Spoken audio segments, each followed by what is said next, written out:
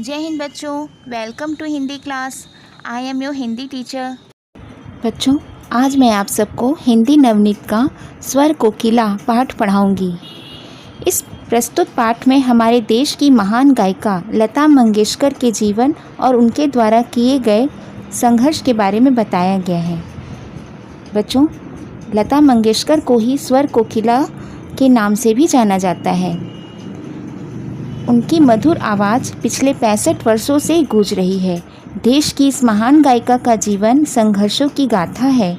जिस प्रकार घने काले बादलों से भी सूर्य बाहर निकलता ही है, ठीक उसी प्रकार लता मंगेशकर ने भी कठिन परिस्थितियों में अपना आत्मविश्वास और धैर्य बनाए रखा और सफलता की चोटी पर पहुंची। जो अब मैं आप सबको उनका जीवन परिचय बताती हूँ।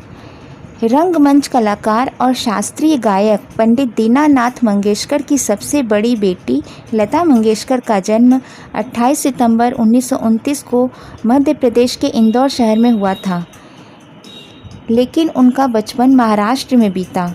उनके बचपन का नाम हेमा था। जब वो 5 साल की थीं, तभी से उनके पिता ने उन्हें संगीत की शिक्षा देनी आरंभ कर दी थी। गायन के साथ साथ वह पिता की नाटक कंपनी में भी काम करने लगी, जिसमें उन्होंने लतिका नाम की लड़की की भूमिका अदा की। तब से परिवार के लोग उन्हें लता नाम से पुकारने लगे। जब लता 13 वर्ष की थी, तभी उनके पिता की मृत्यु हो गई। अब परिवार की पूरी जिम्मेदारी लता के कंधों पर आ गई। इतनी छोटी सी आयु में परिवार की जिम्मेदारी उठाना बहुत बड़ी बात है। तब लता ने अभिनय करने का निश्चय किया और उन्हें अभिनय करना पसंद नहीं था। फिर भी पैसा कमाने के लिए उन्होंने हिंदी व मराठी फिल्मों में छोटे छोटे रोल करने आरंभ कर दिए। उन्होंने एक मराठी फिल्म में गीत भी गाया, किंतु दुर्भाग्य से वह फिल्म से निकाल दिया गया। बच्चों, सन 1940 ईस्वी में जब वह गायन के क्षेत्र में आना चाह रही थी, तब उस समय नूरजहां व शमशाद नाम की 2 पार्श्व गायिकाएँ अपना वर्चस्व स्थापित कर चुकी थीं। उनके आगे इनकी आवाज़ को बहुत ही महीन व ऊंचा बताकर कई संगीतकारों ने इनके गानों को अस्वीकार कर दिया। फिर भी लता ने हिम्मत नहीं हारी तथा अपनी खुद की शैली में गाती रहीं और प्रयास करती रहीं।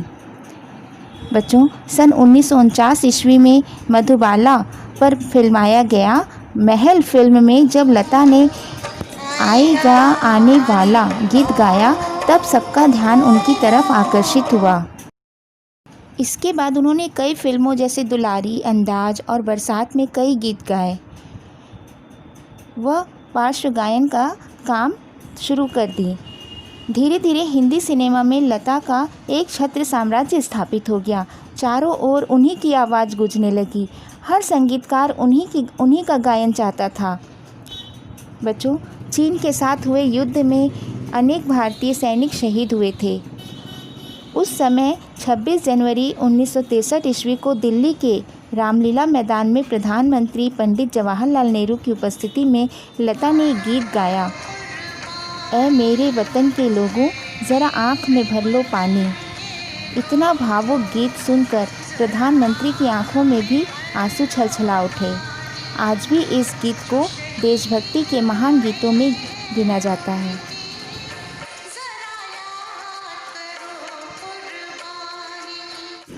बच्चों, आप सबको सुनकर यह हैरानी होगी कि लता मंगेशकर ने देश की हर भाषा में कुल मिलाकर 50,000 से भी ज़्यादा गीत गाए हैं।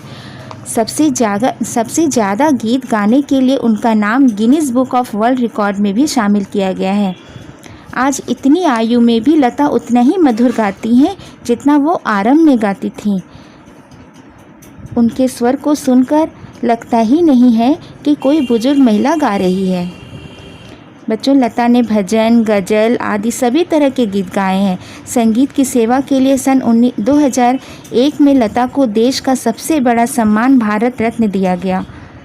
मध्य प्रदेश सरकार ने तो उन्हीं के नाम पर लता मंगेशकर पुरस्कार भी प्रारंभ किया। इतनी महान गायिका होने पर भी लता मंगेशकर बहुत विनम्र हैं। उन्होंने स्कूली शिक्षा भी प्राप्त नहीं की, किंतु वे बहुत अच्छा बोलती हैं। लता जी खाना पकाने की शौकीन हैं। उन्हें नए नए व्यंजन बनाना बहुत अच्छा लगता है। गाना गाते समय वे कभी भी जूते या चप्पल नहीं पहनती, क्योंकि गायन उनके लिए पूजा करने के समान है। उन्हें हीरे के आभूषण पहनना पसंद है। भारत की इस स्वर कोकिला को ईश्वर दीर्घायु बनाए। धन्यवाद बच्चों।